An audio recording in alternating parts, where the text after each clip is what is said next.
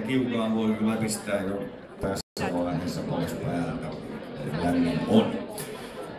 No niin, otetaan seuraava laulu nimeltänsä Eeva, joka on omistettu tänä iltana kaikille Pekka-nimisille miehille.